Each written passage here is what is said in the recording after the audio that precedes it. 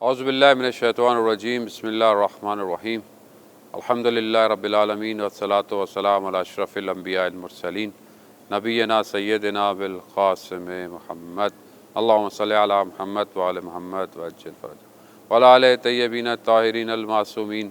لا سیما بقیت اللہ فی الارضین روحی وارواحنا لتراب مقدم الفدا ولعنۃ اللہ علی اعدائہم اجمعین بسم اللہ الرحمن الرحیم رب اشرح لی صدری ویسر لی امری واحلل عقدۃ من لسانی یفقہوا قولی۔ عزیزان محترم، دوبارہ ایک دفعہ پھر ہم آپ کی خدمت میں مسجد جمکران سے آپ کے لیے کچھ پیغامات کو جو اہل بیت علیہ الصلوۃ والسلام کی روایات کی روشنی میں جو ہم تک پہنچے ہیں، تاکہ ہم ان کچھ چھوٹے چھوٹے پیغامات سے اپنی زندگی کو بہتر کر سکیں۔ ہمارے ایک استاد ڈاکٹر رفیع حجت الاسلام والمسلمین ڈاکٹر رفیع کہتے ہیں کہ میں مشہد مقدس حرم امام رضا علیہ الصلوۃ والسلام میں زیارت کے لیے مشرف ہوا تو ایک جوان میری خدمت میں آیا اور کہا کہ میں مرثیے پڑھتا ہوں، میں سلام پڑھتا ہوں اور ایک دفعہ کوشش کرتا ہوں کہ میرے کام بہت اچھے ہوں، اور ایک دفعہ میں زیارت پہ ایک کاروان کو لے کر گیا عتبات عالیہ یعنی نجف، کربلا، سامرا، یہاں پر جو ہے وہ میں لے کر گیا۔ سب اچھا، میں نے کوشش کی کہ سب بہت با اخلاص ہو، سب صحیح ہو۔ واپسی میں آتے ہوئے جو ہے وہ حادثہ پیش ہوا اور ایکسیڈنٹ ہو گیا، اور صرف مجھے چوٹ لگی اور میری ریڑھ کی ہڈی میں ایسی چوٹ لگی کہ میں تھوڑا فالج ہو گیا، اور اس فالج کی وجہ سے میرے لیے چلنا جو ہے وہ مشکل ہو گیا۔ تو کہا کہ اس دن سے میں بہت بدبین ہو گیا ہوں، نیگیٹو ہو گیا ہوں، کہ کاروان میں ایسے لوگ تھے جو بہت زیادہ سیریس نہیں تھے، یعنی ان کی بہت عبادتیں اچھی نہیں تھیں، مذاق بھی کرتے تھے، لیکن میں تو بہت کوشش کرتا تھا کہ سب کچھ صحیح ہو، لیکن یہ حادثہ میرے ساتھ کیوں ہوا؟ اور استاد کہتے ہیں میں نے انہیں اور روایات کی روشنی میں جو مصیبت اور بلا جب آتی ہے تو وہ کس طرح اور کس کس پر آتی ہے اسے میں نے بیان کیا، اور کہا کہ جو خطا کار شخص ہوتا ہے، گناہ گار شخص ہوتا ہے، اس کے اوپر جب مصیبت آتی ہے تو وہ مصیبت اس کے گناہوں کا کفارہ ہوتی ہے، یعنی خدا چاہتا ہے کہ اس کے گناہوں کو دنیا ہی میں پاک کر دے،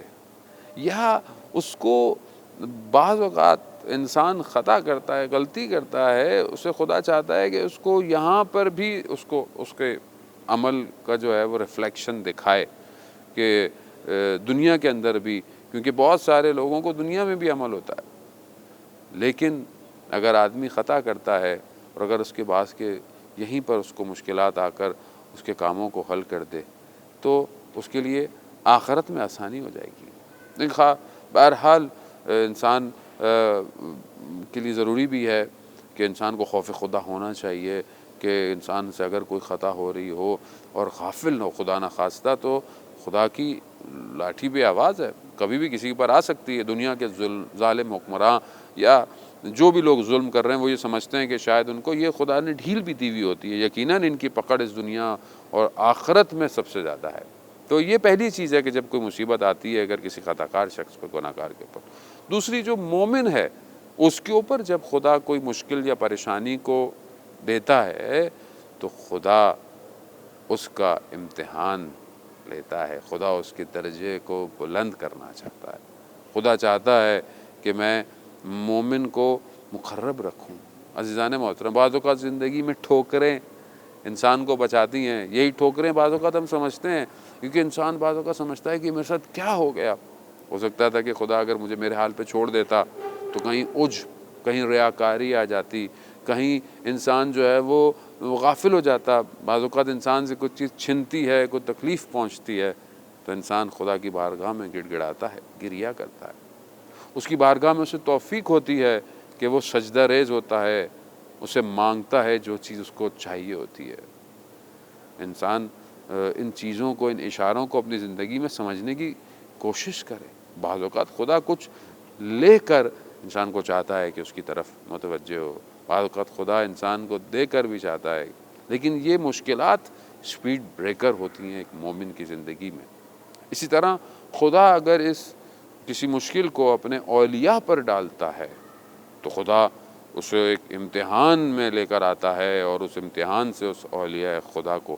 اور بلند کرتا ہے۔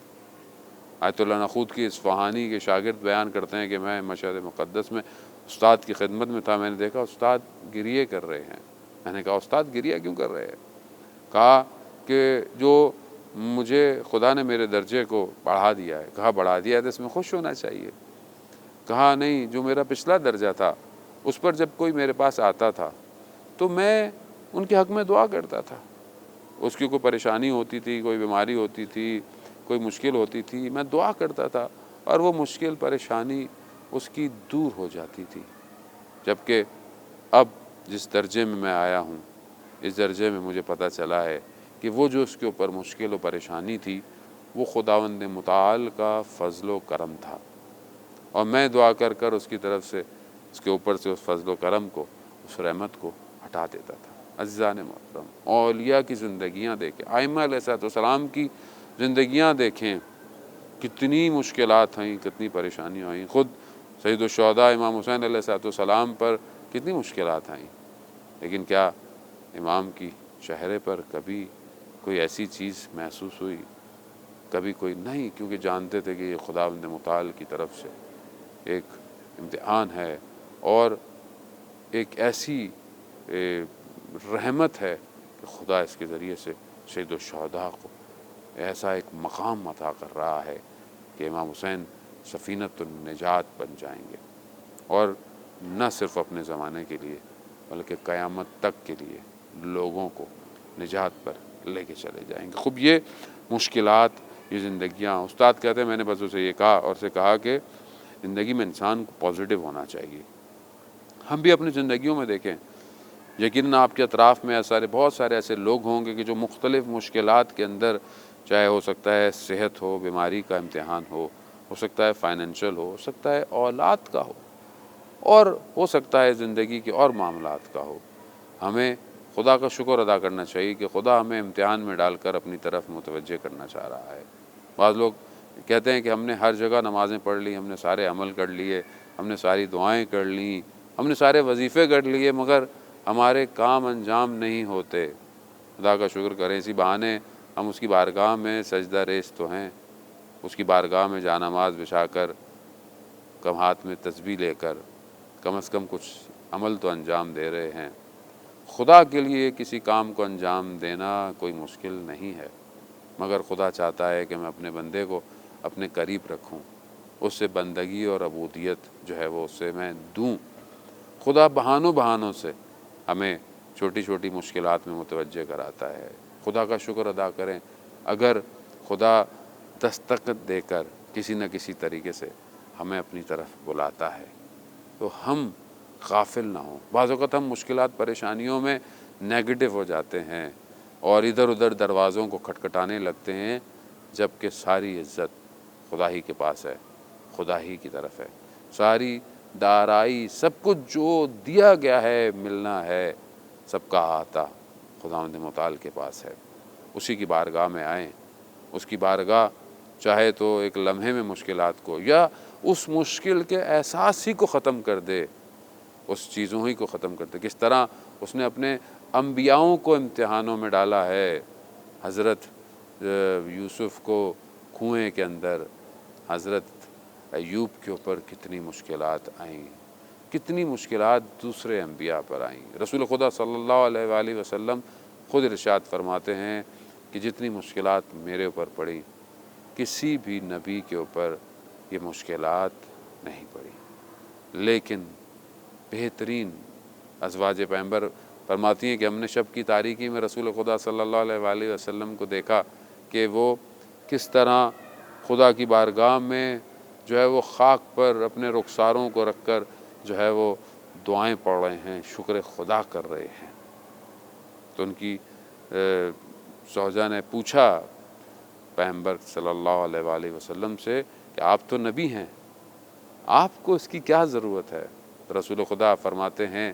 کہ کیا میں خدا کا شکر گزار بندہ نہ رہوں؟ عزیزان محترم، خدا کے شکر گزار بندے رہیں، خدا ہمیں توفیق دے کہ ہم اس کا شکر ادا کریں۔ زندگی کی مشکلات آج نہیں تو کل